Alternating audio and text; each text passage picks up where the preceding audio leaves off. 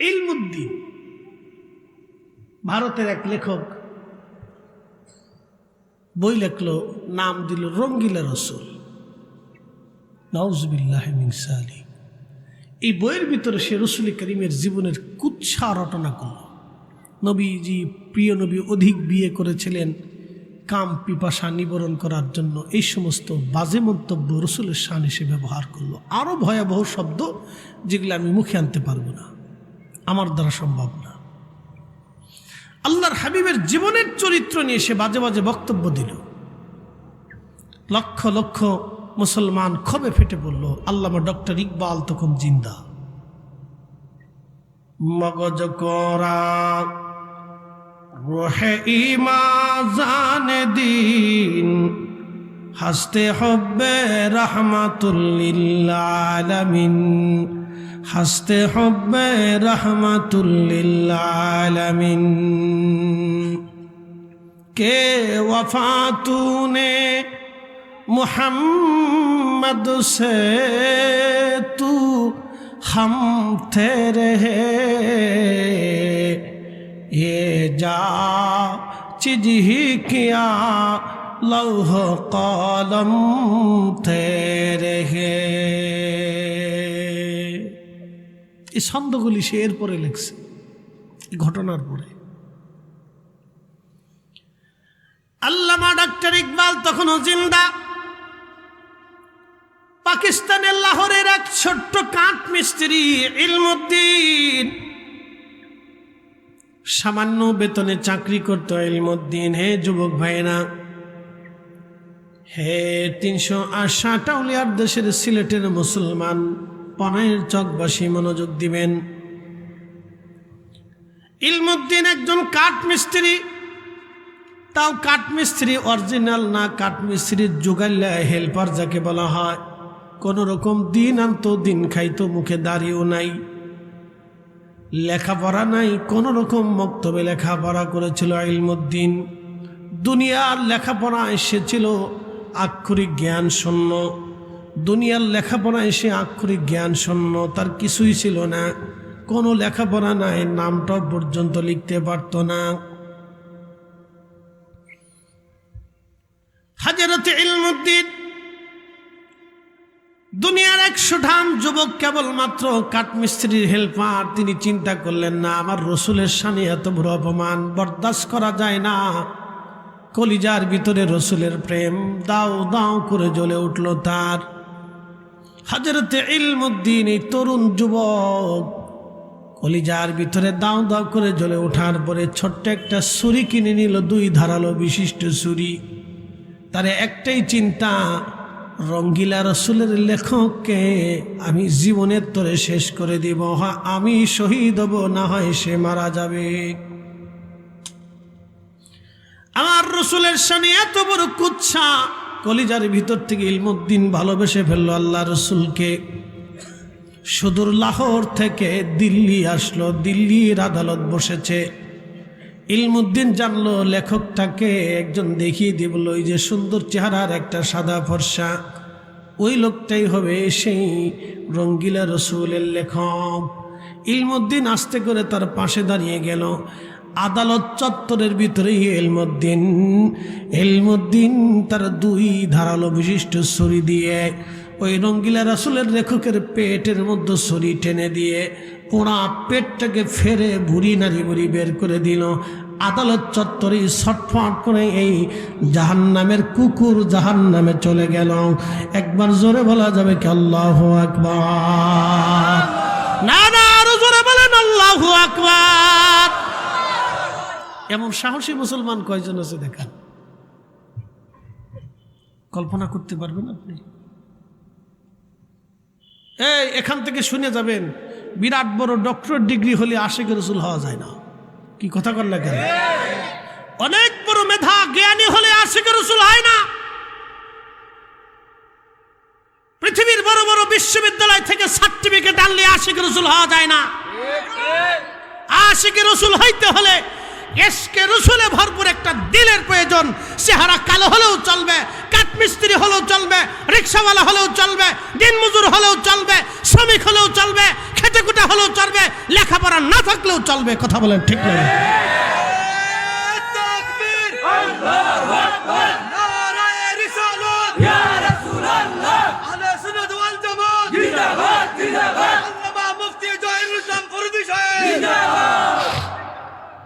ইশকে রসুল আলাদা জিনিস। উস্তুনে হান্নানা মরা কাঠ জিন্দা হলো, সহিহ বুখারীর হাদিস। উস্তুনে হান্নানা মরা কাঠ জিন্দা হয়ে গেল। আপনি কল্পনা করতে পারবেন একটা মরা কাঠ রসুলের প্রেমে জিন্দা হয়ে গেল, কাঁদতে শুরু করলো। পৃথিবীতে কোন নবীর মুজিজাতে এরকম কোন ঘটনা নাই। আল্লাহ 1,24,000 নবী পাঠিয়েছেন, 313 জন রসুল পাঠিয়েছেন। কোন নবীর জীবনীতে নাই যে একটা মরা কাঠ রসুলের বিরহ বেদনায় কেঁদে উঠে মানুষের মতো কথা বলে, মানুষের মতো কাঁদতে শুরু করলো। কিয়ামত পর্যন্ত উস্তুনে হান্নানার মতো আল্লাহ রসুলের কিছু উম্মত থাকবে যাদের দিলগুলি ইশকে রসুলে জিন্দা হয়ে থাকবে। কথা বলেন ঠিক না বেঠে? থাকবে। আপনি যত বেদাতের ফতোয়া দেন থাকবে, ফিরাইতে পারবেন না।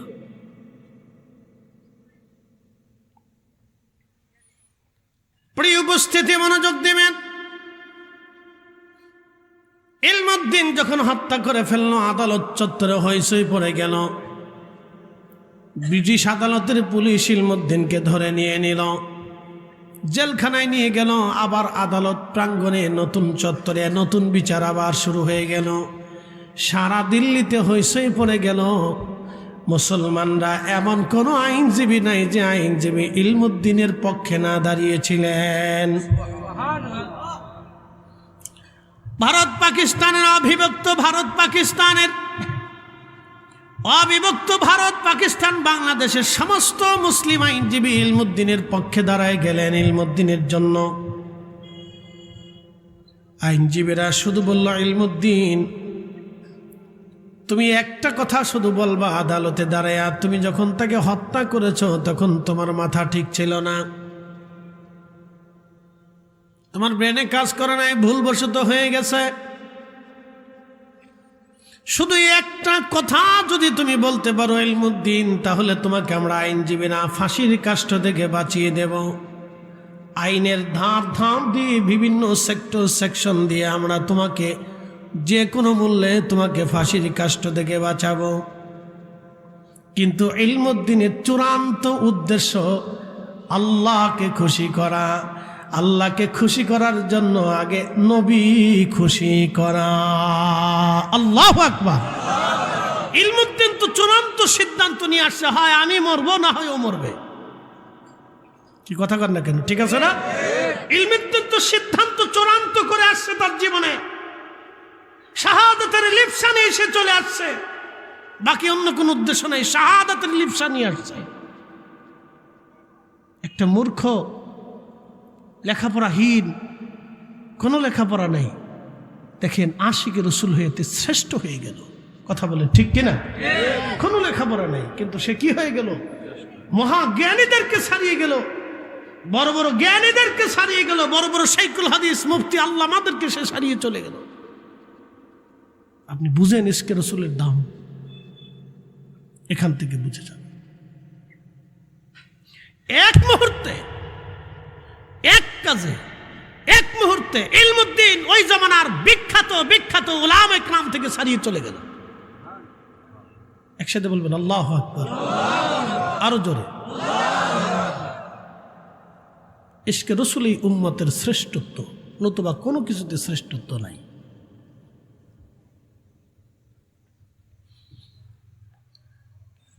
হ্যাঁ, সিলেটের মুসলমান মনোযোগ দেবেন।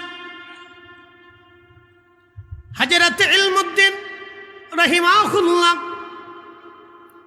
পরের দিন আদালত বসলো, উকিলরা বুঝিয়ে আসলো, তুমি শুধু এই কথাটা বলে দেবা ইলমুদ্দিনের উদ্দেশ্য তো একটা, চূড়ান্ত শাহাদাতের লিপ্সা নিয়ে এসে আসছে রসুল খুশি করার জন্যে। রসুল প্রেমে বিভোর হয়ে ইলমুদ্দিন নবী খুশি করার জন্য এসেছেন। আজ কাজী নজরুল কত চমৎকার লিখেছিলেন, আল্লাহকে যে পাইতে চায়।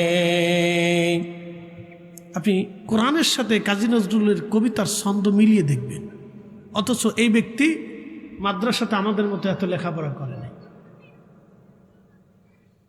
ভালো করে বুঝবেন, আল্লাহকে যে পাইতে চায় হজর ভালোবেসে, আরশ কুরসি লৌহ কলম না চাহিতেই পেয়েছে সে।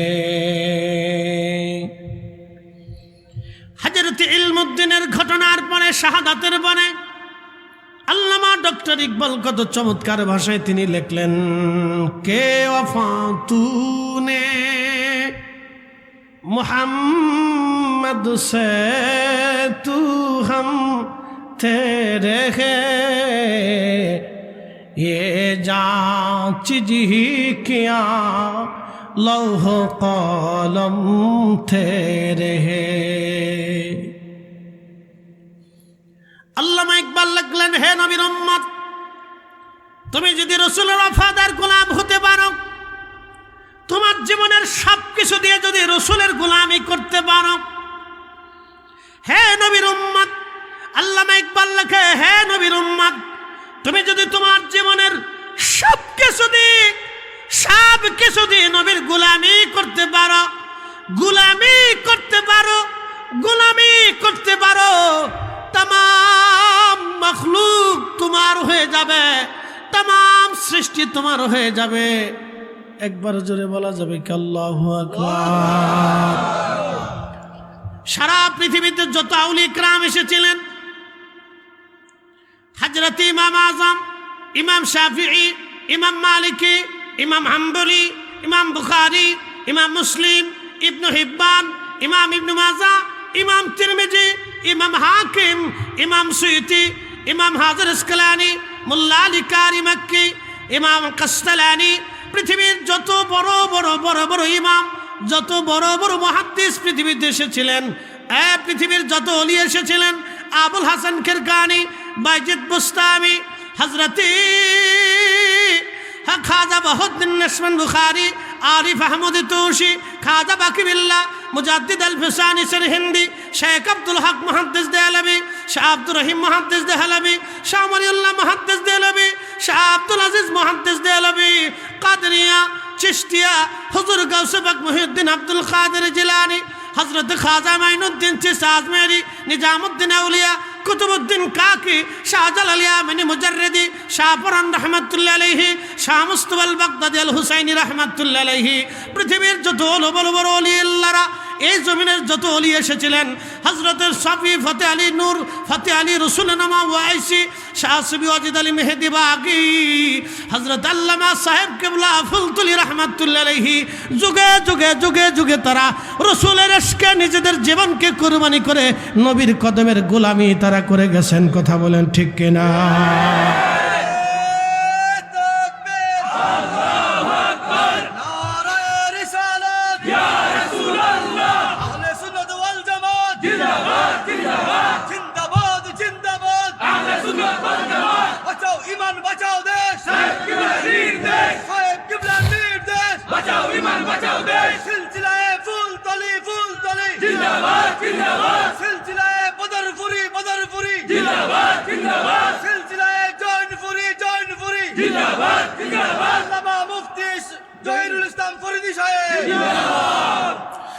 আল্লামা ডক্টর ইকবাল রহিমাহুল্লাহ ইলমুদ্দিনের ঘটনার পরে তখনই তিনি লিখলেন, মগজ কোরআন রোহে ইমাজান দিন হস্তে হব্বে রহমাতুল লিল আলামিন, মগজ কোরআন রোহে ইমাজান দিন হস্তে হব্বে রহমাতুল লিল আলামিন।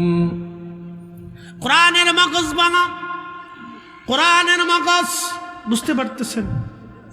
কোরআনের মূল, কোরআনের সারমর্ম, কোরআনের মূল, কোরআনের মগজ, কোরআনের মূল, ইমানের রুহু, ইমানের জীবন, ইমানের জীবন, ইমানের রুহ, মগজ কোরা রোহে ঈমান জানে দিন, ধর্মের জান, ধর্মের প্রাণ। হাসতে হবে রাহমাতুল লিল আলামিন। আল্লাহর নবীর গোলামি, রসুলের গোলামি, নবীর গোলামি, নবীর গোলামি, নবীর গোলামি। আল্লাহর কথার সাথে তাদের কবিতার ছন্দের কত মিল দেখে আল্লাহ কোরআনে একে বলে দিলেন, আল্লাহু আকবার ওয়ালিল্লাহিল হামদু বিসমিল্লাহির রাহমানির রাহিম।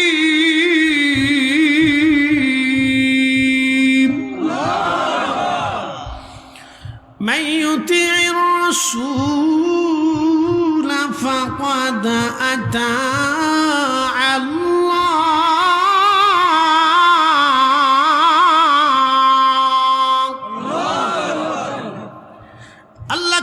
বলে দিলেন, হাবিব উম্মতকে জানান,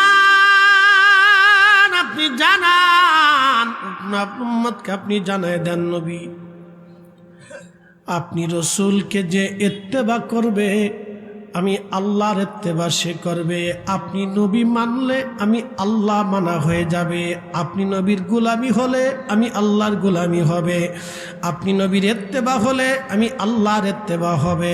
আপনি নবীর জন্য জীবন দিলে আমি আল্লাহর জন্য জীবন দেওয়া হবে। আপনি নবীর দল করলে আমি আল্লাহর দল হয়ে যাবে। আপনি নবীর মত মানলে আমি আল্লাহর মত মানা হয়ে যাবে। আপনি নবীর গুণ গাইলে আমি আল্লাহর গুণ গাওয়া হয়ে যাবে। আপনি নবীর শান গাইলে আমি আল্লাহর শান গাওয়া হবে। আপনি নবীর চরিত্র মানলে আমি আল্লাহর চরিত্র মানা হয়ে যাবে। আপনার সুন্নাহ মানলে আমি আল্লাহর সুন্নাহ মানা হয়ে যাবে। আপনি রসুলকে বেজার করলে আমি আল্লাহকে বেজার করা হবে। আপনাকে গালি দিলে আমি আল্লাহকে গালি দেওয়া হবে। আপনাকে কষ্ট দিলে আমি আল্লাহকে কষ্ট দেওয়া হবে। আপনাকে খুশি করলে আমি আল্লাহকে খুশি করা হবে। মারহাবা বলবেন না? সূত্র কি কঠিন না সহজ? আরো জোরে বলে। এই সহজ সূত্রটা আউলিয়া کرام শিখাই গেছে, কি কথা কন না কেন? আর তার জন্য তাদেরকে বেদাতির উপমা, বেদাতির তবকা তাদেরকে দিছে, কিন্তু সাতার দিকে তারা নজর দেয় নাই। কারণ পৃথিবীর মানুষ বেদাতি আর শিরকি যাই বলুক, ইশকে রাসূলের চাইতে বড় মর্যাদা কিছু হতে পারে না। কথা কন না কেন? ইলমুদ্দিন থেকে বুঝে যান। আইনজীবীরা বুঝিয়ে গেল, তুমি শুধু একটা ছোট্ট শব্দ বলবা যেটা ভুলবশত হয়ে গেছে, আমি সে সময় মাথা ঠিক ছিল না। ইলমুদ্দিন কি মাথা ঠিক ছিল না এই কথা বলার জন্য আসছে, না জীবন শেষ করার শাহাদতের ক্লিপসা নিয়ে আসছে? তার চূড়ান্ত ইচ্ছা রসুলকে খুশি করা। কথা ঠিক কিনা? তার চূড়ান্ত ইচ্ছাই হচ্ছে রসুলকে খুশি করা। আপনাকে এই সূত্রটা বুঝতে হবে। পৃথিবীর যে যত বিদ্যায় আপনাকে দিক, আপনি রসুলের কদমের বিদ্যার চাইতে বড় বিদ্যা পৃথিবীতে নাই। কি কথা কন না কেন? যত বিদ্যা আপনাকে দিক, এই কথা মনে রাখবে, এখান থেকে পদস্খলন যাতে আপনাদের না হয়, তো সর্বনাশ হয়ে যাবে। কিচ্ছু করার নাই, মেহেশর কায়েম হবে, আপনি আমি কবরে চলে যাব। আমাদের আগে বহু জাতি গোষ্ঠী বংশ কবরে চলে গেছে, আল্লাহর কিচ্ছু আসে যায় না। কিন্তু রসুলকে যদি বেজার করে যান তাহলে মহাসর্বনাশ হবে, মেহেশর বড় কঠিন হবে। পৃথিবীর কেউ আপনাকে মেহেশরে সাহায্য করার কোনো রাস্তাই থাকবে না। না হুজুর গাউসে পাক, না বড় বড় আউলিয়া, আতকিয়া, মুজাদ্দিদ, উলামা, ফুদালা, মুহাদ্দিস, মুফাসসির, না সাহাবী, না তাবি, না তাবে তাবি, না হাসান বসরি, রাবেয়া বসরির মতো বড় বড় আউলিয়ারা। সেদিন রসুল করিমের কদম মোবারক পর্যন্ত আপনাকে কেউ নিতে পারবে না যদি এখানে গুস্তাখি করে যান। কোটি কোটি মানুষ আপনার ভক্ত হলে কি হবে? কি হবে তাতে দিয়ে? আপনার আমার কবরে কোটি কোটি মানুষ যদি ফুল দেয়, কি লাভ হবে যদি রসুল বেজার থাকে? কথা কি সহজ না কঠিন? একবার সহজ না? যদি রসুল আমার উপরে বেজার থাকে তো কোটি কোটি মানুষ আমার কবরে ফুল দিলে কি লাভ হবে? বলুন কি লাভ হবে? কোটি মানুষ আমাকে গালি দিলে কি ক্ষতি হবে যদি রসুল আমার উপর খুশি থাকে? সূত্র তো সহজ, আমি কঠিন কোনো সূত্র দিচ্ছি না। সহজ সূত্রটা আউলিয়া ইকরাম আপনাদেরকে বাতলাইছে। সাহেব কেবলা ফুলতুলি রন্দে রন্দে ঘুরে ঘুরে বৃদ্ধকালে চামড়া নুবজে গেছে, শরীর শুকিয়ে গেছে, বয়া শীন ও ক্ষীণ দুর্বল হয়ে গেছে, তারপরও আপনারা ডাকলেই চলে আসছে। উনি ইচ্ছা করলে বৃদ্ধকালে আরামায়েশ করে ঘুরে ফিরে লন্ডন আমেরিকা দিয়ে সিলেট দিয়ে ঘুরে ঘুরে থাকতে পারতেন। প্রিয় উপস্থিতি, মনোযোগ দিয়ে কথাগুলি শুনবেন। আজ ইলমুদ্দিন বিচারক জিজ্ঞেস করলো, আপনি কি খুন করেছেন? বলে হ্যাঁ। ইচ্ছায় না অনিচ্ছায়? একেবারে সুন্দর ইচ্ছায়। একসাথে বলবেন আল্লাহু আকবার। আমি একবারে সজ্ঞানে ইচ্ছায় আমি তাকে হত্যা করছি। উকিলরা সব নীরব নিথর হয়ে বসে গেল। কি করলাম? আর ইলমুদ্দিন কি বলে ফেলল? সমস্ত মুসলিম উকিল যারা ছিল সব নিথর হয়ে পড়ে গেল। একটা শব্দ উচ্চারণ করলে তাকে ফাঁসির কাষ্ঠ থেকে আজ বাঁচাই দিতে পারতাম। সমস্ত আদালত চত্বর নীরব হয়ে গেল। বিচারক রায় দিবে।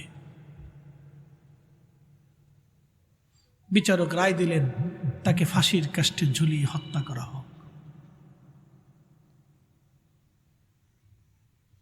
বিচারকরা জিজ্ঞেস করলো, ইলমুদ্দিন কথাটা না বললে কি হতো না? ইলমুদ্দিন বললেন, কি করে আমি কথাটা বলবো? গত রাত্রে রাসূল করিম আমাকে স্বপ্নে দেখা দিয়েছে।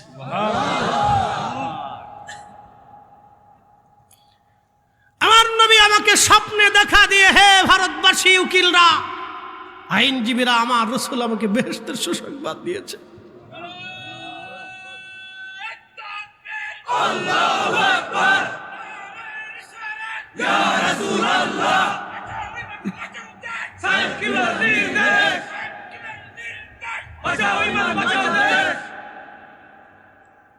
হে রাসূল, তোমায় ভালোবাসি,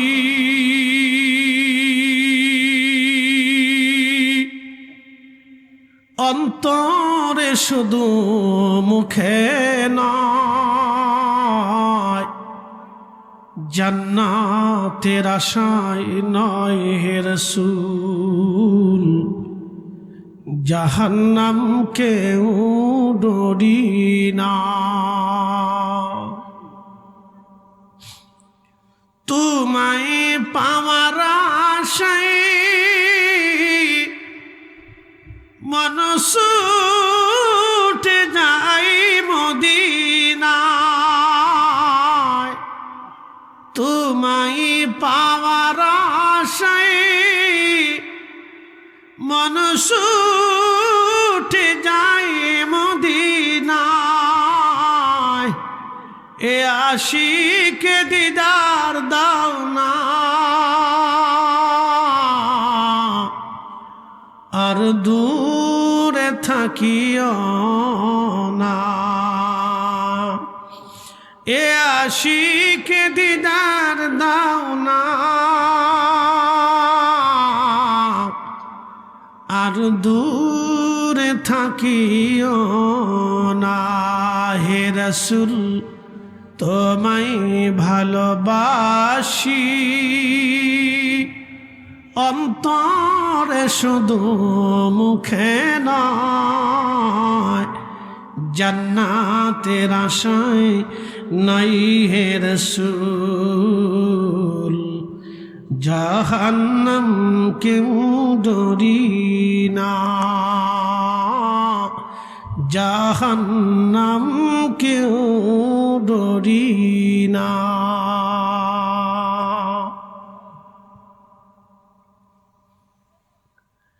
ইলমুদ্দিন ডাকতে বলে, আইনজীবীরা, রাসূল আমাকে স্বপ্নে দেখা দিয়েছেন, জান্নাতের সুসংবাদ দিয়ে গেছেন, বলেছেন জান্নাতে আমার সাথে, আমি নবীজির সাথে খানা খাবো, নাস্তা করব, একসাথে রসুলের কাছে চলে যাব। বিচারক, শাহাদাতের লিপসান এসেছি, আমি রসুলের জন্য জীবন দেওয়ার জন্য আসছি, মিথ্যা কথা কি করে বলবো, আমি শাহাদাতের জন্য আমি প্রস্তুত আছি। একবার জোরে বলা যাবে কি আল্লাহু আকবার? এই না, হাত উঁচা করে বলেন আল্লাহু আকবার। তেলের গাড়ি তেলে চলে,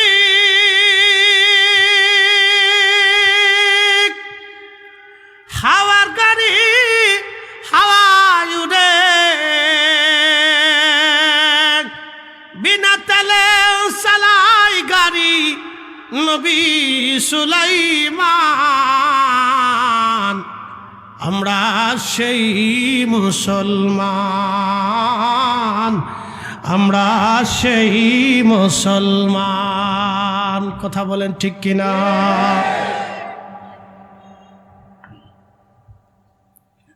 বুঝতে কি কোনো অসুবিধা হচ্ছে? আমি শুধু একজন আশিক রাসূলের জীবনী শুনাইলাম, বাকি হাজার হাজার লক্ষ লক্ষ এখনো কিতাবের পৃষ্ঠায় পড়ে আছে। আমি শুধু একজনের কথা শুনিয়েছি, বাজার হাজার হাজার লক্ষ লক্ষ আশিকদের জীবনী কিতাবের পৃষ্ঠাতে কিতাবের পর কিতাবে লিখিত বর্ণিত পড়ে আছে। একজনের কথা শুনিয়েছি। এই জন্য আল্লাহর চূড়ান্ত ফয়সালা, আমাকে পাইতে হলে রসুলকে পেতে হবে আগে। কথা ঠিক কিনা? আল্লাহ রসুলকে পেতে হবে। এখন আপনি যেই দল করেন, মত করেন, রাজনীতি করেন, ওটা আপনার। রসুল আমাদের সবার ঊর্ধ্বে। কথা বলেন ঠিক কিনা? আল্লাহ নবী সবার ঊর্ধ্বে। এখানে ইজ্জতের কেউ হাত দিলে সে বাপ হলেও তাকে মানা যাবে একসাথে বলেন মানা যাবে না। সময়ের সংক্ষিপ্ততা, রসুলের একজন আশিকের জীবনী শুনে আজকে, সাহাবী রসুল। কষ্ট হবে আপনাদের? আব্দুল্লাহ ইবনে উবাই, মুনাফিকে আজম, সর্বশ্রেষ্ঠ মুনাফিক, মুনাফিকদের সর্দার। তার ছেলের নাম ছিল আব্দুল্লাহ, বাবার নামও আব্দুল্লাহ, ছেলের নামও আব্দুল্লাহ। নবীজি তার নাম রেখেছিলেন আব্দুল্লাহ। ছেলে খুব আশিক রসুল ছিলেন। সূরা মুনাফিকের তাফসীরের ভিতরে আসছে, কোন এক জিহাদে রসুল করিম সাহাবে کرام নিয়ে রওনা করলেন।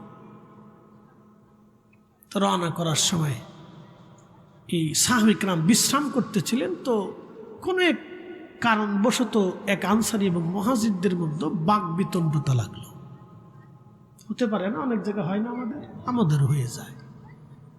তো তর্কাতর্কি হলো। মুহাজির সাহাবীদের কাছে বিচার দিল, আনসারী সাহাবীদের কাছে বিচার দিল। তো বাইদা বাই ঘটনার বর্ণনা চলে গেল আব্দুল্লাহ ইবনে উবাইর কাছে। আব্দুল্লাহ ইবনে উবাই আনসারীদেরকে ডাক দিয়ে বলেন, এই আনসারীরা, আমরা মুহাজিরদেরকে জায়গা দিছি, খাইতে দিছি, পড়তে দিছি, থাকতে দিছি, ঘুমাইতে দিছি, জমি দিছি, ঘর দিছি, আমরা আমাদের স্ত্রীদেরকে তালাক দিয়ে তাদের সাথে বিয়ে দিছি।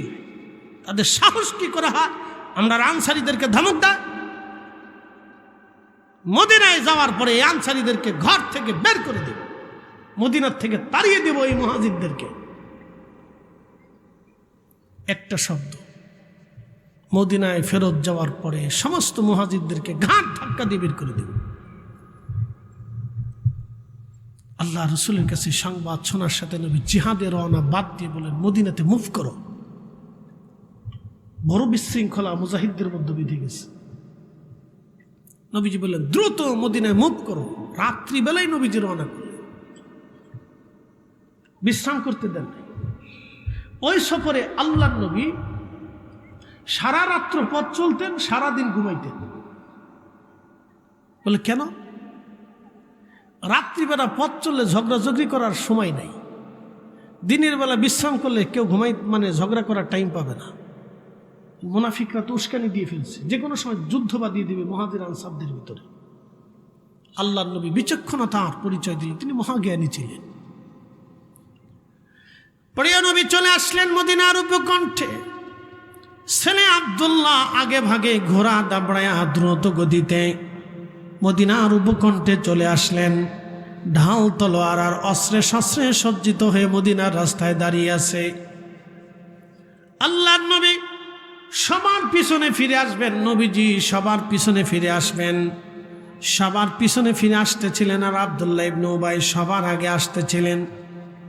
আব্দুল্লাহ ইবনে উবাই যখন মদিনার রাস্তার সামনে দাঁড়াইলেন, ছেলে রাস্তার মাঝখানে দাঁড়ায় তলোয়ার বের করে বললেন, পিতা ঘোড়ার সওয়ারি থেকে নেমে যান, এক কদম যদি মদিনার দিকে সামনে বাড়ান আমি আপনার সন্তান, আজকে সন্তানের পরিচয় দিব না, বাবার পরিচয় হবে না।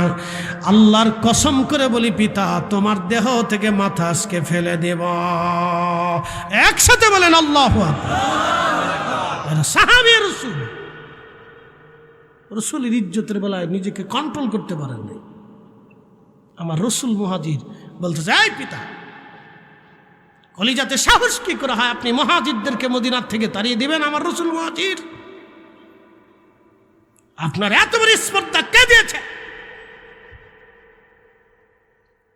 ছেলে তলোয়ার নিয়ে বারবার পিতার সামনের দিকে আগাইতেছিলেন। এক কদম যদি মদিনার দিকে আগাও দেহ থেকে মাথা ফেলে দেব, জবাই করে ফেলবো একবারে। পিতা হতভম্ব হয়ে গেলেন। আমার রাসূল আসবে, নবী যদি অনুমতি দেয় তোমাকে মদিনায় ঢুকতে তাহলে ঢুকতে পারবা, আর যদি রাসূল অনুমতি না দেয় আল্লাহর কসম আমি ছেলে তোমাকে এইখানে জবাই করব। একসাথে বলবেন আল্লাহু আকবার। না হয় না, আরো জোরে আল্লাহু আকবার, আল্লাহু আকবার। ইয়া রাসূলুল্লাহ জিন্দাবাদ। সাহেব কিবলার নির্দেশ। প্রিয় উপস্থিতি, আল্লাহর হাবিব সবার পিছনে ফিরে আসলেন। সবার পিছনে ফিরে আসার পরে রাসূল কারীম সাল্লাল্লাহু আলাইহি সাল্লাম আব্দুল্লাহকে বললেন, আব্দুল্লাহ কি হয়েছে? বলি, ইয়া রাসূলুল্লাহ, আমার বাবা বলেছেন মুহাজিরদেরকে মদিনার থেকে বের করে দিবেন, অথচ আপনি মুহাজিরদের অন্তর্ভুক্ত। প্রিয় নবীজি, আপনি অনুমতি দিলে বাবাকে মদিনায় ঢুকতে দিব, নতুবা নিজের হাতে বাবাকে আজকে জবাই দিব। আপনি কল্পনা করতে পারবেন ইশকে রাসূল। দেখেন তো, একটা ছেলে অস্ত্র হাতে তার বাবার গর্দানের সামনে দাঁড়িয়ে গেছে। বাপ চিনি না, আজকে শুধু একটা শব্দ রাসূলের কথা বলে নেই, শুধু মুহাজিরদের কথা বলছে। ছেলে তাতেই নিয়ে নিছে আমার রাসূল মুহাজিরদের অন্তর্ভুক্ত। মুহাজিরদেরকে বের করা মানে রাসূলকে অপমান করা। কি কথা বল না? মুহাজিরকে বের করা মানে রাসূলকে অপমান করা। আপনি যদি এর গভীরতা উপলব্ধি করেন তাহলে আপনার কলিজার ভিতরে ইশকে রাসূল দানা বেঁধে উঠবে। যদি গভীরতা উপলব্ধি না করেন তাহলে কিয়ামত পর্যন্ত আমি বুঝাই আপনাকে বুঝাইতে পারবো না। সূরা মুনাফিক পড়ে দেখবেন কেন মুনাফিকের আয়াতগুলি নাজিল হয়েছিল সেই দিন। তখনই আল্লাহর কোরআনের আয়াত নাজিল হলো, ওয়ালিল্লাহিল ইজ্জাতু ওয়ালি রাসূলিহি ওয়ালিল মুমিনিনা ওয়ালাকিন্নাল মুনাফিকিনা লা ইয়ালামুন। হাবিব, মুনাফিকরা আমি আল্লাহর ইজ্জত বুঝে না, আপনি রাসূলের শান বুঝে না। আমি আল্লাহর শান বুঝে না, আপনি রাসূলের শান বুঝে না। মুনাফিকরা, অনবী মুমিনের ইজ্জত তারা বুঝে না। আল্লাহ কঠোর ভাষায় বাক্য নাজিল করে বললেন মুনাফিকরা এটা বুঝে না।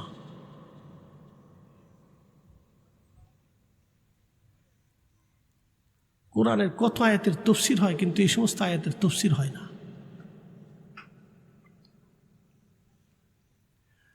আল্লাহর নবী ডাক দিয়ে বলেন, আব্দুল্লাহ, আমি যদি তোমার পিতাকে হত্যা করার অনুমতি দেই তাহলে মানুষেরা বলবে মুহাম্মদ সাল্লাল্লাহু আলাইহি সাল্লাম সাথীদেরকে হত্যা করে তোমার বাবাকে ছেড়ে দাও। আব্দুল্লাহ ছেড়ে দিলেন। আব্দুল্লাহ ইবনে উবাই চলে গেলেন মদিনাতে। তার সাহস হারিয়ে ফেলল। সন্তান তাকে জবাই করতে চায়, এর চাইতে বড় ব্যর্থতা মুনাফিকের জীবনে আর কিছুই নাই। কি কথা কন না কেন? সাহস হারিয়ে ফেললেন।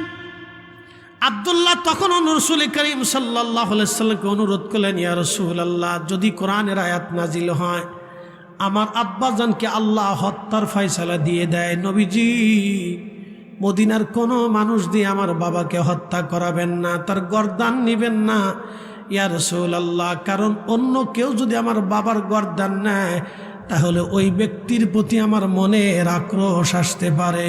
আর মনের আক্রোশ যদি আসে তাহলে আমি গুস্তাখে রসুল হয়ে যাব, রসুলের দরবারে আমি অপমানিত হয়ে যাব। আমি আল্লাহর দরবারে কি জবাব দেব? ইয়া রসুল আল্লাহ, ইয়া হাবিব আল্লাহ, আপনি অনুমতি দিবেন আমি নিজে হাতে আমার বাবার গর্দান ফেলে দেব, যাতে কারো প্রতি আমার আক্রোশ না থাকে। আমি নিজে নিজের পিতাকে হত্যা করে ফেলব। একবার আওয়াজ তুলে বলা যাবে কি আল্লাহু আকবার?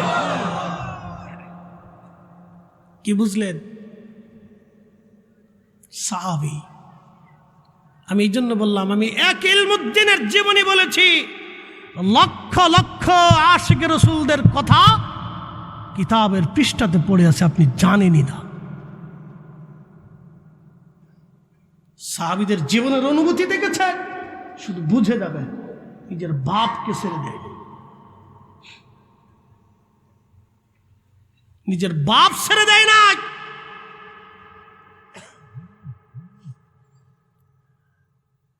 সিলেটবাসী মনোযোগ দিয়ে কথাগুলি শুনবেন। আজ একটা কথা মনে রাখবেন, সাদাকাল্লাহুল মাওলানাল আযীম। আল্লাহর কোরআন, আল্লাহ যা বলেছেন তাহা ঠিক, একটা বাক্য মিথ্যা হবে না। ওয়া সাদাকা রাসূলুহুন নবিয়ুল হাবিবুল কারীম। আমার নবী যা বলেছেন তাহা সত্য, একটা কথাও কখনো মিথ্যা হবে না। আল্লাহ রসুলের কথাকে ইয়াকিন করে নিজেদের কলিজার ভিতরে দৃঢ় বিশ্বাস নিয়ে পথ চলবেন। আল্লাহ যা বলেছেন তাহা সত্য, একেবারে কলিজার ভিতরে ভরে দৃঢ় ইয়াকিন বিশ্বাস নিয়ে মেনে আপনি পথ চলবেন। আহা, রসুল করিমের কথা মেনে নেবেন। এই জন্য আল্লাহ বলেন, আতিউল্লাহ, তোমরা আমি আল্লাহর ইত্তেবা করো, ওয়া আতিউর রসুল, আমার রসুলের ইত্তেবা করো। তোমরা শোনো, যেইভাবে আমি আল্লাহ মানবে সেইভাবে তোমরা রসুল মানবে, যেইভাবে আমি আল্লাহকে অনুসরণ করবে সেইভাবে আমার রসুলের ইত্তেবা করবে। এই জন্য আতিয়ন শব্দ আল্লাহর বেলায় যেমন, আতিয়ন শব্দ রসুলের বেলায় তেমন। পৃথিবীর বাকি কারো ক্ষেত্রে আল্লাহ আতিয়ন শব্দ ব্যবহার করে নাই, শুধু আমার রসুলের বেলায় আল্লাহ আতিয়ন শব্দ ব্যবহার করেছেন। আল্লাহর বেলায় যেমন আতিয়ন, রসুলের বেলায় তেমন আতিয়ন। একবার জোরে বলা যাবে কে মারহাবা? যেইভাবে আল্লাহ মানবেন সেইভাবে নবী মানবেন, যেইভাবে আল্লাহ বিশ্বাস করবেন সেইভাবে রসুল বিশ্বাস করবেন। এই জন্য আমাদের কারি যারা আছেন তেলাওয়াতের পরে ওয়া সাদাকা রাসূলুহুন নবিয়ুল হাবিবুল কারীম বলে থাকে, কথা কন না কেন? এই জন্য আমরা সুন্নি মুসলমান, এই জন্য আমরা মুসলিম জনতা লা ইলাহা ইল্লাল্লাহু মুহাম্মাদুর রাসূলুল্লাহ মানার নাম হলো মুসলিম জনতা। আল্লাহ আমাদের বুঝার তৌফিক দিক। সকলে জোরে বলেন আমিন। প্রিয় উপস্থিতি, আমরা কবরে চলে যাব, পৃথিবী ধ্বংস হবে। পৃথিবী কি হয়ে যাবে? একসাথে বলেন। যে সুন্দর পৃথিবী দেখতেছেন এটা এভাবে থাকবে না, এটা শেষ হবে, ধ্বংস হয়ে যাবে পৃথিবীর কিছুই থাকবে না। কিয়ামত আসন্ন। অবিল আখিরাতি হুম ইউকিনুন, তোমরা আখিরাতে বিশ্বাসী হও, আখিরাতের প্রতি পরিপূর্ণ ইয়াকিন আনো যে সেটা কায়েম হবে, প্রতিষ্ঠিত হবে। মালিকি ইয়াউমিদ্দিন, সেই দিনের বিচারক হবে আমার রব। তোমরা হাসরের মাঠের জন্য অপেক্ষায় থাকো। কিয়ামত অনুষ্ঠিত হবে, পৃথিবী মিসমার হবে, তাম সৃষ্টি ধ্বংস হয়ে যাবে। শুধু পৃথিবী না, তাম সৃষ্টি ধ্বংস হয়ে যাবে, তাম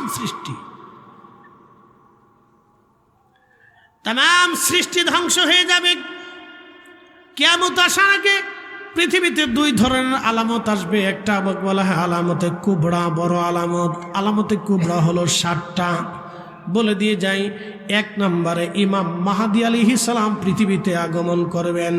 2 নম্বরে ইমাম মাহাদির পরে হযরতে ঈসা রুহুল্লাহ পৃথিবীতে আসমান থেকে নেমে আসবেন। 3 নম্বরে দাজ্জাল আসবে, তাম পৃথিবীতে ফিতনা ছড়াইতে থাকবে। 4 নম্বর দাব্বাতুল আরদ আসবে, একটা বিশেষ প্রাণী, সে মানুষের সাথে কথা বলতে থাকবে। 5 নম্বর কিয়ামতের আলামত হলো সারা পৃথিবীতে একযোগে একসাথে ভূমিকম্প হতে থাকবে। ষষ্ঠ নাম্বার, পশ্চিম আকাশ থেকে সূর্য উদিত হয়ে যাবে। এটা হলো ষষ্ঠ নাম্বার কিয়ামতের আলামতে কুবরা। ষষ্ঠ নাম্বার হলো পশ্চিম আকাশ থেকে সূর্য উদিত হবে, তওবার দরজা বন্ধ হয়ে যাবে। সপ্তম নাম্বার, আরবের কোনো এক স্থান থেকে আগ্নেয়গিরি শুরু হবে, প্রচুর পরিমাণে আগুন সারা পৃথিবীতে ছড়িয়ে যাবে।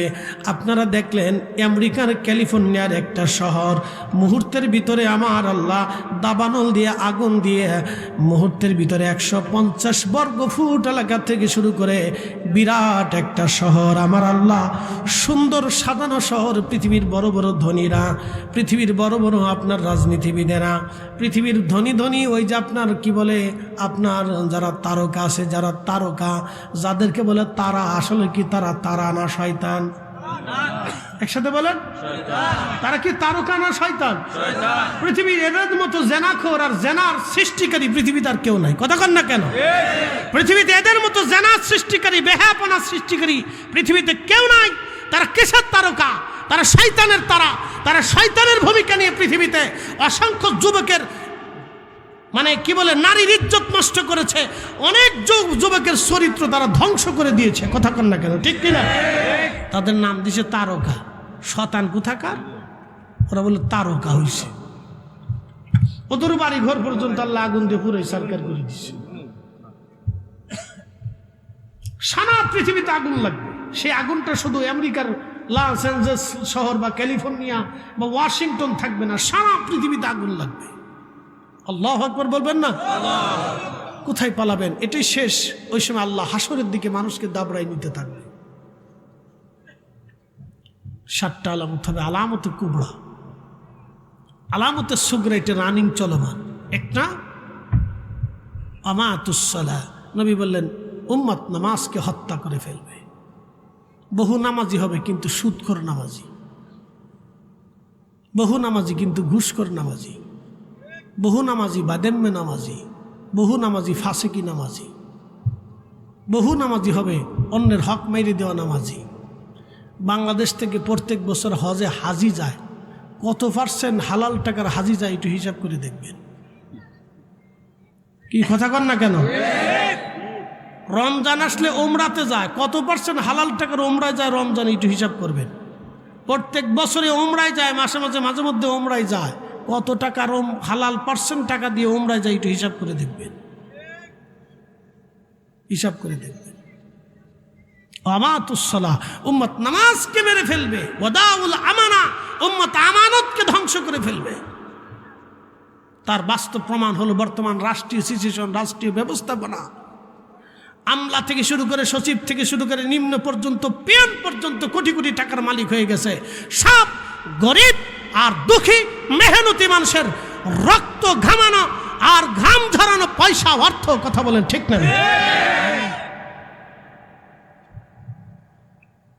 সব মেহনতি মানুষের, কৃষক গরিব মেহনতি। আজকে কৃষক যদি কোনো ডিসি অফিসে যায় তাহলে মূল্যই করে না, তারা মানুষই মনে করে না। কি কথা কন না কেন? অথচ কৃষকের ঘাম ঝরানো পরিশ্রম থেকে আজকে ফসল হয়, সবজি হয়, খাবার হয়, ধান হয়, আমাদের নিত্য প্রয়োজনীয় রিজিকের ব্যবস্থা হয় তাদের ঘাম ঝরানো পয়সা থেকে, তাদের ঘাম ঝরানো পরিশ্রম থেকে। অথচ ডিসি অফিস, কি কয় এসপি অফিস, টিএন অফিস, বাংলাদেশের বিভিন্ন কোনো অফিস আদালতে এই কৃষকগুলি গেলে তাদেরকে মানুষই মনে করে না, এদেরকে গরিব দুঃখী মনে করে দূর দূর করে তারা দেয়। ধর কালকে সেদিন দেখলাম এক আনসার এক দরিদ্র মানুষকে পিটাচ্ছে ময়মনসিংহ। শুধু পিটাচ্ছে না, ঘাট ধরে ধরে জোর করে টেনে নিয়ে যাচ্ছে। একটা লোক বাধা দিল না, একটা লোক বাধা দিল না। চিন্তা করলাম যে কত মানুষের ভিতরে একজন নিরীহ মানুষকে পিটাচ্ছে, একটা লোক বাধা দিল না। তার মানে বুঝে গেল মানুষের সংখ্যা দেশে কমে গেছে।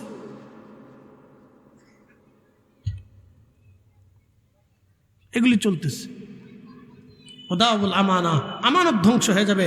আল্লাহ রাসূল বলেন উম্মত তখন তোমরা কিয়ামতের জন্য অপেক্ষা করো, প্রস্তুতি নাও তখন কিয়ামতের জন্য। আল্লাহর নবী বলে দিলেন তোমরা কিয়ামতের জন্য তখন প্রস্তুতি নাও। তিন নাম্বার হচ্ছে পৃথিবী থেকে ন্যায় বিচার উঠে যাবে, ন্যায় থাকবে না, শুধু অন্যায় অন্যায় ভরে যাবে। শুধু ন্যায় থাকবে না, অন্যায় থাকবে। আপনি যদি দেখেন সারা বাংলাদেশে যে কয়টা বিচার সালিশ হয়, কয়টা বিচার সালিশে সঠিক মতো হয় আপনি হিসাব করে দেখেন। বংশের টানে, রাজনীতির টানে, দলের টানে, মতের টানে, আর গোষ্ঠীর টানে, সন্তানের মহাব্বতে, আত্মীয়তার মহাব্বতে, সমর্থকের মহাব্বতে আমাদের দেশের গ্রাম্য সালিশ বিচার হয়। কথা কন না কেন? আল্লাহ রসুল বললেন তোমরা তখন কিয়ামতের অপেক্ষা করতে থাকবে। ভাই আমার কথা বলতেছি না, আমি আর রসুলেরটা বলতেছি, আল্লাহর হাবিবেরটা বলছি। নবী বললেন বেহায়াপনার সয়লাব এত পরিমাণে হবে, মানুষ দিনই দুপুরে দিনই প্রকাশ্যে জেনা করবে। আপনি যদি যান বোটানিক্যাল গার্ডেন, রমনা গার্ডেন, আপনি আপনার বাচ্চা নিয়ে, সন্তান, স্ত্রী নিয়ে ঘুরতে পারবেন না, তো লজ্জা করবে। আজকে আমরা যে সমস্ত বড় বড় বিদ্যাপীঠ দেখি, ভার্সিটির মতো জায়গাতে আজকে বেহায়াপনা চলতেছে। কি কথা কন না কেন? যেখান থেকে মানুষ আসবে সেখান থেকে অমানুষ তৈরি হচ্ছে। বলে হুজুর কি করে বললেন? কি করে বলি মানে, ভাত খাইয়া মেধাবীরা যখন একটা পাগলকে পিটায় পিটায় মারে তখন আমরা কি বুঝবো? কি কথা কন না কেন? একটা মেধাবী ছেলেরা হাসতে হাসতে হাসতে হাসতে ভাত খাওয়া খাওয়া পিটায় পিটায় মেরে ফেললো একটা মানুষকে, এটা কি মানুষের কাজ করা হতে পারে? সমস্ত মানব জাতি থেকে আল্লাহ রাব্বুল আলামিন 1,24,000 নবীকে আল্লাহ বাছাই করলেন। 1,24,000 নবী থেকে আল্লাহ 313 জন রসুল বাছাই করলেন। 313 জন রসুল থেকে আল্লাহ প্রসিদ্ধ 4 জন রসুলকে বাছাই করলেন। প্রসিদ্ধ 4 জন রসুল থেকে আল্লাহ একজনকে ইমামুল মুরসালিন, খাতামুন নবিয়্যিন, আল্লাহ সর্ব নবীদের ইমাম হিসেবে আল্লাহ কবুল করলেন। তিনি কে? আমাদের নবী। একসাথে বলেন তিনি কে? তাহলে এই মর্মে বোঝা গেল যে আমাদের নবীর উপরে মহাসম্মানিত সৃষ্টি জগতে আর কেউ, একসাথে বলেন আর কেউ। তো সেই নবীর উম্মত হিসেবে আল্লাহ আমাদেরকে কবুল করলেন, এটা আমাদের জীবনের অনেক বড় সৌভাগ্য, অনেক বড় সৌভাগ্য। এটা আল্লাহর অনেক বড় দয়া, আল্লাহর অনেক বড় দয়া। রব্বুল আলামিন কুরআনুল কারীমের ভিতরে আমার আল্লাহ একটা আয়াত দিয়ে আল্লাহ আমাদেরকে বুঝিয়ে দিলেন, কুল ইন কুনতুম তুহিব্বুনাল্লাহ।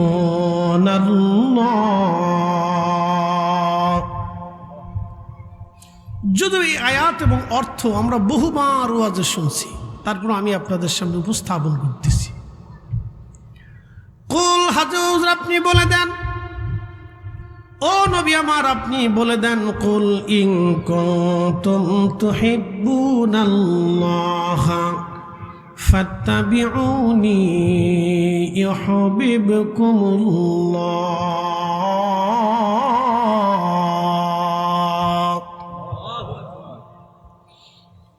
ও নবী আমার আপনি বলে দেন, কেউ যদি আমি আল্লাহকে ভালোবাসতে চাই, চূড়ান্তভাবে আমি আল্লাহ পেতে চাই, চূড়ান্তভাবে আমি আল্লাহ পেতে চাই, চূড়ান্তভাবে আমি আল্লাহ পেতে চাই,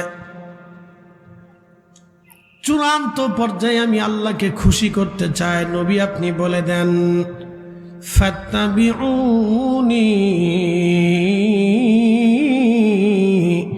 সে যেন আপনাকে চূড়ান্তভাবে মেনে নেয়, আপনাকে চূড়ান্তভাবে ভালোবাসে। আপনি খুব মনোযোগ দিবেন। কুল, প্রিয় নবী আপনি বলে দেন, ইন কুনতুম তুহিব্বুনাল্লাহ, কেউ যদি আমি আল্লাহকে চূড়ান্তভাবে পেতে চায়, চূড়ান্তভাবে ভালোবাসতেই চায়, আমাদের জীবনের লক্ষ্য কি? আল্লাহকে খুশি করে। একসাথে বলেন, আমাদের সবার জীবনের শেষ লক্ষ্য কি? আল্লাহকে, জোরে বলেন, আল্লাহকে কেন করবেন? চোখ দিছে কে? পৃথিবীর সমস্ত জ্ঞান মেধা এক জায়গা হলে, আপনার একটা চোখ নষ্ট হলে তারা চোখ বানিয়ে দিতে পারবে? জিহ্বা দিছে কে? পৃথিবীর সমস্ত মেধা যদি এক জায়গায় হয়ে চেষ্টা করে আল্লাহর একটা জিহ্বা বানিয়ে দিতে পারবে। এই জন্য ওনাকে খুশি করতে হবে। আপনার আমার জীবনের চূড়ান্ত পর্যায়ের সফলতা হলো আল্লাহকে খুশি করা। এখন আপনি ইচ্ছা করলে বিয়ে করেন, শাদী করেন, বাচ্চা কাচ্চা হোক, সংসার হোক, বাড়ি হোক, বিল্ডিং করেন, জমি জমা করেন, ইন্ডাস্ট্রি করেন, মসজিদ করেন, মাদ্রাসা করেন, সংসার করেন, সমাজ করেন, রাষ্ট্র করেন, রাজনীতি করেন, আপনি যা কিছু করেন, চূড়ান্ত পর্যায়ে আল্লাহকে খুশি করা হচ্ছে আমাদের কাজ। এতে কোনো সন্দেহ নাই। কথা বুঝতে হবে, কিন্তু আমার কথা খুব ডিপলি মনোযোগের সাথে না শুনলে আপনি আমার কথা বুঝবেন না। খুব গভীরের কথা। আমাদের সবার জীবনের লক্ষ্য উদ্দেশ্য আল্লাহকে খুশি করা, আর কোনো কথা নাই। আল্লাহ আমাদেরকে সৃষ্টিও করছেন, ওমা খলাকতুল জিন্না ওয়াল ইনসা ইল্লা লিয়াবুদুন। আল্লাহ সৃষ্টি করছেন এই উদ্দেশ্যে যে আমরা আল্লাহকে খুশি করব। এক কথা শেষ। লিয়াবুদুন, আল্লাহকে খুশি করা, আল্লাহর গোলামি করা, বন্দিগি করা, আল্লাহকে খুশি করা। আচ্ছা, একটা কথা বলি, আপনি বাড়িতে যদি কর্মচারী রাখেন তো কর্মচারী কেন রাখেন? যে কর্মচারী আপনার বাড়ির কাজ আঞ্জাম দেবে। কথা ঠিক আছে না? নৌকার মাঝি কেন নৌকা চালায়? তার উদ্দেশ্য হলো নদী পার করাবে। তো মাঝির উদ্দেশ্য থেকে সে একবারে নদী পার করাইয়া দেবেই। আপনি যখন গাড়িতে ওঠেন, সিএনজি ড্রাইভারের চিন্তা হলো তাকে একবারে শেষ স্ট্যান্ড পর্যন্ত আপনাকে পৌঁছাবে, নতুবা আপনি টাকা দেবেন না। তো তার চূড়ান্ত ইচ্ছা থেকে চূড়ান্ত পর্যায়ে আপনাকে পৌঁছায় দেওয়া। মাঝির জীবনের ইচ্ছা থেকে চূড়ান্তভাবে আপনাকে নদী পার করাই দেওয়া। আপনার একজন পিতার ইচ্ছা থেকে সন্তানকে জীবনে প্রতিষ্ঠিত করে রেখে যাওয়া। মায়ের ইচ্ছা থেকে সন্তানকে তার চূড়ান্ত পর্যায়ে তার লালন পালন করে বড় করে দেওয়া। তো বান্দার জীবনের চূড়ান্ত ইচ্ছা হলো আল্লাহকে খুশি করা। আল্লাহ এই কোরআনে বলে দিলেন, হাবিব কাউ উম্মতকে বলে দেন, কেউ যদি আমাকে চূড়ান্তভাবে খুশি করতেই চায় তাহলে আপনি তাদেরকে বলেন তারা যেন চূড়ান্তভাবে আপনাকে মহাব্বত করে আপনাকে মেনে নেয়, আপনাকে ফলো করে, আপনার জীবনের সব কিছুর জন্য তারা গ্রহণ করে নেয়। একসাথে বলবেন সুবহানাল্লাহ, আরো জোরে। এর অর্থ কি বুঝলেন? নবী পাইলে আল্লাহ পাওয়া হয়, নবী খুশি করলে আল্লাহকে খুশি করা হয়, রসুলকে তাজিম করলে আল্লাহকে তাজিম করা হয়, নবীর প্রশংসা করলে আল্লাহর প্রশংসা করা হয়, রসুলের দরুদ পড়লে আল্লাহকে খুশি করা হয়, রসুলের পক্ষে থাকলে আল্লাহর পক্ষ হয়, নবীর জন্য জীবন দিলে আল্লাহর জন্য জীবন দেওয়া হয়। সহজ। এই ছোট্ট কথা থেকে আমরা ঘুরাইতে ঘুরাইতে ঘুরাইতে ঘুরাইতে আমার কিছু ভাইরা তৌহিদকে মহব্বত করতে যায় রাসালাতের সাথে বিয়াদবি করে, আল্লাহকে খুশি করতে যায় রসুলের দরবারে বিয়াদবি করে। আল্লাহ বলে দিয়েছেন না, তা হবে না, তা হবে না। এই জন্য আমরা আকাবিররা হকের উপরে ছিলেন, তারা জানতেন দরবারে মুস্তাফার গোলামি মানে আল্লাহর গোলামি। কি কথা বলে ঠিক না বেটে? তারা জানতেন দরবারে মুস্তাফার গোলামি মানে আল্লাহর গোলামি, দরবারে মুস্তাফার সন্তুষ্টি মানে আল্লাহর সন্তুষ্টি, দরবারে মুস্তাফার ইত্তেবাই মানে আল্লাহর ইত্তেবা। এই জন্য তারা জীবনের চূড়ান্ত সবকিছু রসুলের কদমে বিলীন করছে। তার জন্য তারা বেদাতির ব্যাখ্যা, বেদাতির তবকা তারা জীবনে মাথায় নিয়ে ঘুরছে, কিন্তু কারো কথা তারা তোয়াক্কা করে নাই।